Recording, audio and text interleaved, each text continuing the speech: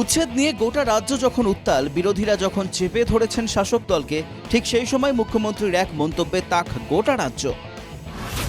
মুখ্যমন্ত্রীর মন্তব্যে বিস্ময় হতবাক গোটা রাজ্য। ৯০% মানুষের সমর্থন নিয়েই চলছে উচ্ছেদ অভিযান।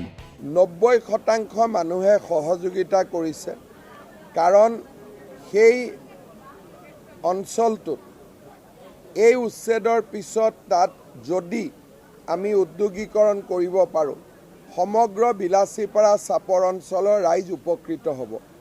৯০% ৰাইজে সেইকাৰণে নিজে আঁতৰি গৈছে। ১০% ৰাইজৰ মাজত সদায় অলপ থাকেই। চিরাঙে দলীয় কার্যালয় উদ্বোধনের পর বুধবার মন্তব্য করেছেন মুখ্যমন্ত্রী হিমন্ত বিশ্ব শর্মা। বিলাসীপাড়ার চাপড়ের উচ্ছেদ অভিযান নিয়ে যখন তুমুল হয়ে হট্টগোল, এই পরিস্থিতিতে মুখ্যমন্ত্রীর এই মন্তব্য। চাপড়ের উচ্ছেদ নিয়ে ঠিক কি বলেছেন মুখ্যমন্ত্রী, আরও একবার শুনে নেওয়া যাক। ৯০% মানুহে সহযোগিতা কৰিছে, কাৰণ সেই অঞ্চলটোত এই উচ্ছেদৰ পিছত তাত যদি আমি উদ্যোগীকৰণ কৰিব পাৰোঁ, সমগ্ৰ বিলাসীপাৰা চাপৰ অঞ্চলৰ ৰাইজ উপকৃত হ'ব। ৯০% ৰাইজে সেইকাৰণে নিজে আঁতৰি গৈছে। এখানেই শেষ নয়, চাপড়ের এই উচ্ছেদ অভিযান শান্তিপূর্ণ ছিল বলেও দাবি করছেন মুখ্যমন্ত্রী। ১০% ৰাইজৰ মাজত সদায় অলপ থাকেই, কিন্তু মই ভাবোঁ যে ইমান ডাঙৰ কথা নহয়, অলপ চলপ গণ্ডগোল হয়, কিন্তু মোৰ দৃষ্টিত শান্তিপূৰ্ণভাৱে এভিকশ্যন পাৰ হৈ গৈছে।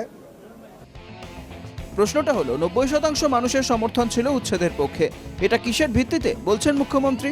উচ্ছেদের পক্ষে সমর্থন করা মানুষের স্বীকারোক্তির কোনো প্রমাণ আছে? মুখ্যমন্ত্রী বলছেন সমর্থনের কথা, বাস্তবে দেখা যাচ্ছে বিরোধিতার ছবি। চাপড়ে গত দুদিন ধরে কি হাহাকার অবস্থা, একবার সেই দৃশ্য দেখে নেওয়া যাক।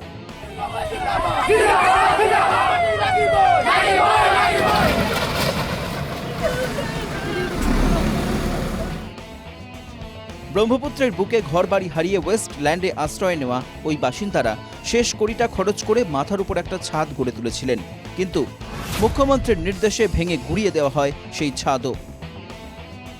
উল্লেখ্য, চাপড়ে ৪,০০০ বিঘা জমি দখলমুক্ত করা হয় মঙ্গলবার। কিন্তু শুধু দখলমুক্ত করার জন্যই চালানো হয়েছিল এই উচ্ছেদ অভিযান।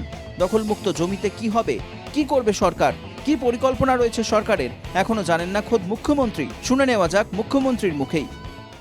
কাৰণ সেই অঞ্চলটোত এই উচ্ছেদৰ পিছত তাত যদি আমি উদ্যোগীকৰণ কৰিব পাৰোঁ।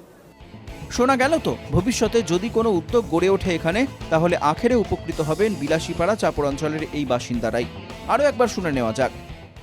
কাৰণ সেই অঞ্চলটোত এই উচ্ছেদৰ পিছত তাত যদি আমি উদ্যোগীকৰণ কৰিব পাৰোঁ। প্রশ্নটা হলো, মুখ্যমন্ত্রীর ভবিষ্যৎ পরিকল্পনা সফল যেদিন হবে, ততদিন এরা উচ্ছেদের শিকার হলো যারা, তারা বেঁচে থাকবে তো? Bureau report, NKTV Bangla.